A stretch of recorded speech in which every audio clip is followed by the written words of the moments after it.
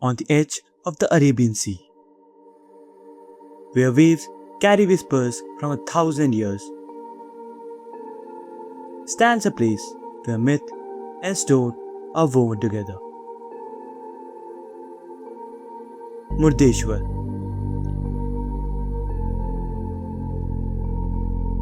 This is no ordinary coastal town. Here, the sea cradles a temple whose roots dig deep into the oldest stories of the subcontinent. After a week in Gokarna, a place equally steeped in legend, the journey led me further north, where the scent of salt and incense mingles in the air. Murdeshwar is not just a temple, not just a beach. It is a chapter in India's living epic, the Ramayana and the Mahabharata, converging in stone, sea, and sky.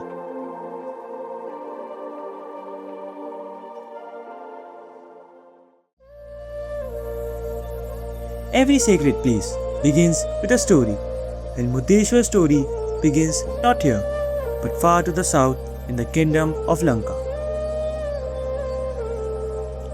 In the Treta Yuga, the age of the Ramayana, the demon king Ravana ruled Lanka with strength and cunning.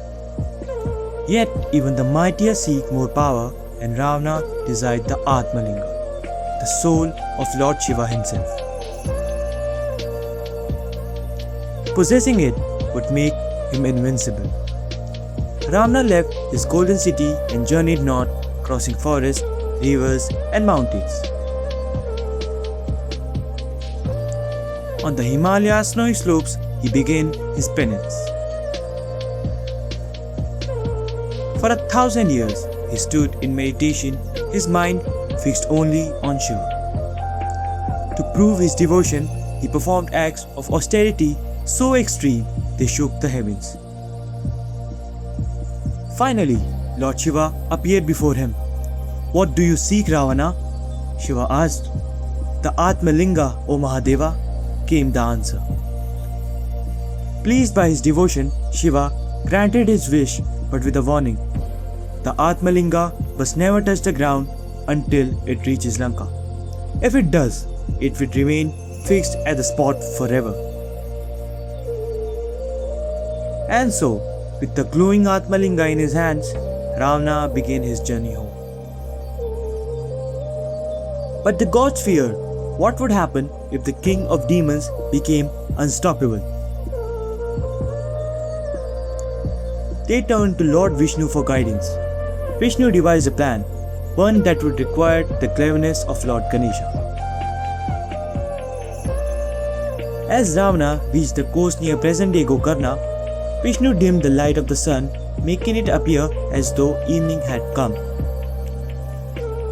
Ravana, bound by the ritual, needed to perform his evening prayers. Yet, he could not place the Atma Linga on the ground. At that moment, a young Brahmin boy appeared. It was Ganesha in disguise. Ravana asked him to hold the Atma Linga until he returned. Ganesha agreed, but only if Ravana came back quickly. As Ravana prayed, Ganesha began to call out, "I can't hold it any longer." And before Ravana could finish, the boy places the Atma Linga on the earth. Ravana rushed to lift it, but it would not move. His rage was like a storm. He tried to uproot it, pulling with all his strength, but only managed to tear it into pieces.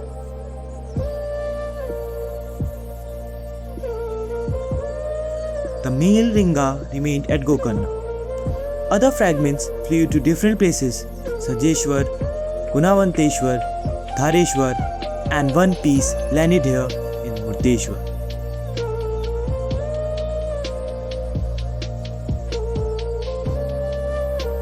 That fragment, though smaller than the whole, carried the same divine energy.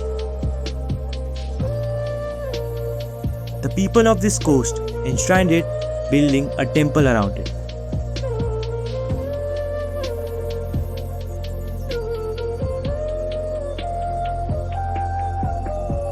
Over centuries, kings, saints, and common folk alike came here to offer prayers.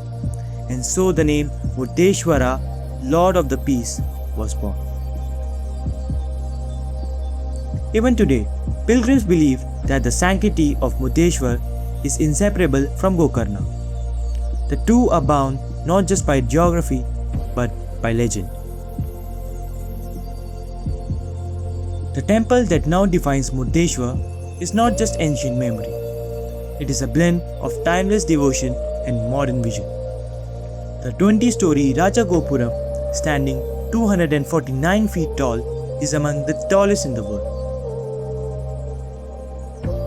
Built in recent decades, it watches over the Arabian Sea like a sentinel of stone.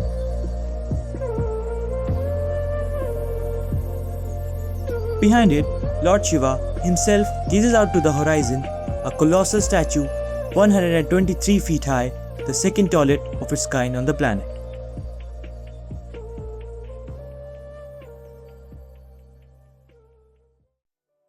The sea winds and the salt spray have weathered its bronze surface, giving it an eternal, almost otherworldly glow in the golden light of dawn and dusk. Murdeshwar's temple is not built in isolation. The sea is its constant companion, its witness through the tides of history.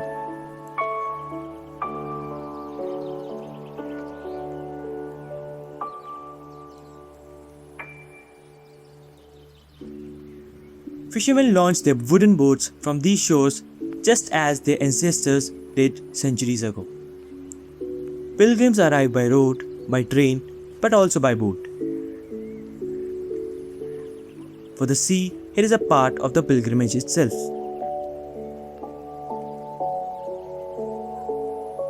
In monsoon months, waves crash at the temple's very base as if the ocean were paying homage.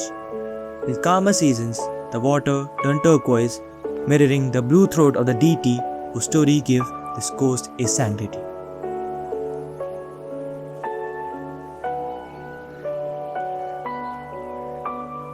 Though its fame is tied to the Ravana legend, Murdeshwar is layered with more stories. In certain tellings, this coast was also a resting place for warriors returning from Kurukshetra. Other accounts link it to the sea trade routes that connected ancient India to Arabia and Africa.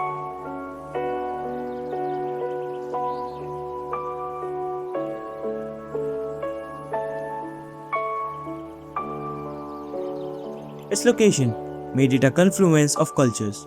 Temple architecture here carries influences from the Chalukyas, the Vijayanagara Empire, and the Nayakas.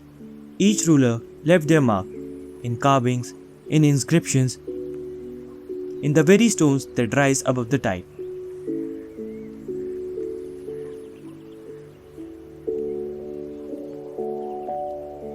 Today, Murdeshwar receives thousands of visitors every day. Not just pilgrims, but travelers, photographers, seekers of all kinds.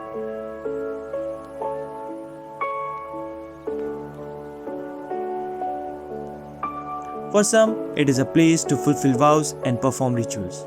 For others, it is a marvel of art and engineering.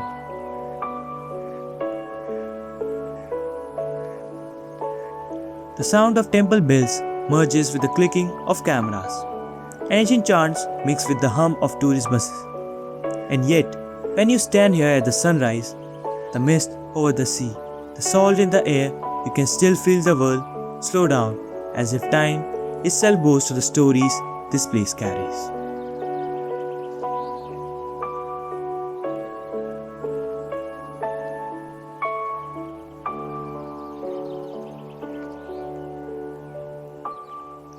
From the cliffside steps, the ocean stretches endlessly. Lord Shiva, seated in meditation, gazes into the infinity unmoved by centuries of change.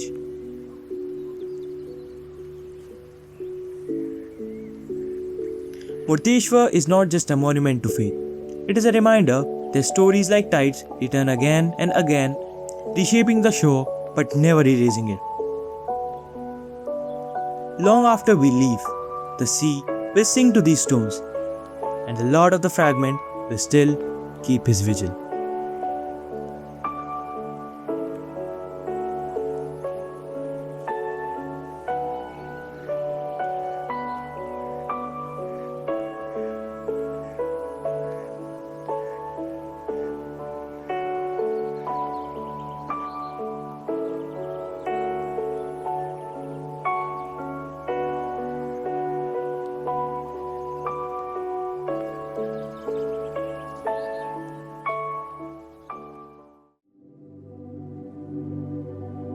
evening draped itself over Murdeshwar. The waves shimmered in the fading gold, and the great Shiva statue caught the last fire of the sun. It felt as if the day itself was offering one final prayer. I packed my tent slowly, each moment carrying a hint of reluctance. The sea had been my companion here, the temple my guardian.